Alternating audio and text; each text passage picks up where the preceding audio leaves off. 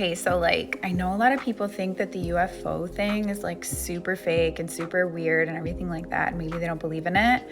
But if you are into the UFO thing and you like kind of follow all the different stories about UFOs, then have you ever heard about the Chris Bledsoe story? Like Chris Bledsoe is this dude that lives in North Carolina, like Fayetteville, I think, or he did. And he had this visitation of these like orbs. And he was out and he was really depressed. He was experiencing a lot of problems in life, and he found these orbs. And they were glowing and there was light and everything else. And they gave him a message and like telepathically. And then later he ends up seeing, like, that's not even the interesting part. Later he ends up seeing this woman, right?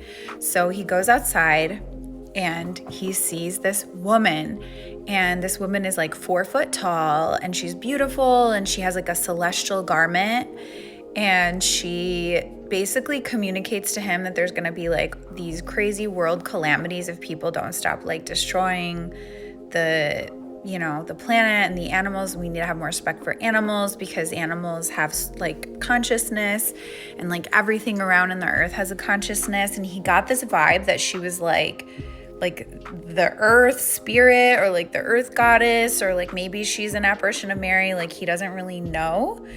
But I think this is so interesting because he had like a profound experience, and ever since he's like really careful about like not hurting nature and everything else.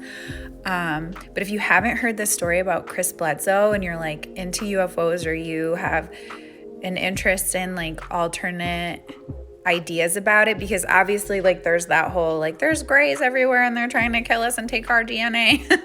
And then there's like, oh my god, there's this angelic Nordic race and they're here to like elevate humanity, and like they're evolved and super evolved. And then there's even like the praying mantis UFOs, and I don't know what their deal is, but basically they're like really meditative but like also don't have empathy or something like that, or don't have any kind of personality.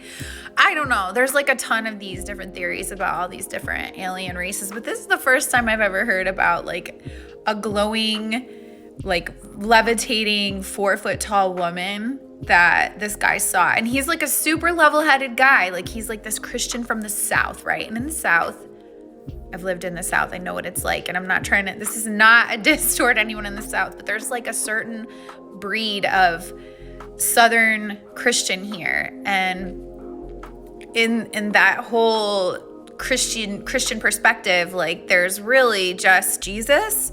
And like, how are you converting the world to follow Jesus? And that's like, very, very Baptist or evangelical. Like there's a certain type of Christianity that's really popular in the South.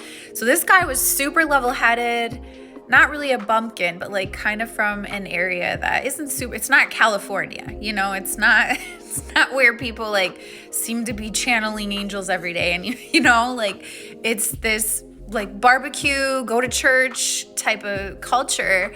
And he had this experience and got ostracized from the church. Even people in his family dissed him. He was basically kind of like persecuted for seeing this. So I don't think he made it up. Like I think he actually saw it, but it's like so bizarre because where does it fit in, right? Like what was this thing that he saw? And I guess it like healed him, and like other people ended up healed. Like it's a whole story. You need to get into it and look it up. But it's so interesting because this being, this like was almost like a nature goddess or something like that, and she basically communicated to him like a warning, and that like people need to clean up their act and stop fighting and be better, or else like basically there's going to be all this catastrophe and stuff. And it kind of goes along with a lot of the Catholic stories, like the 3 days of darkness and the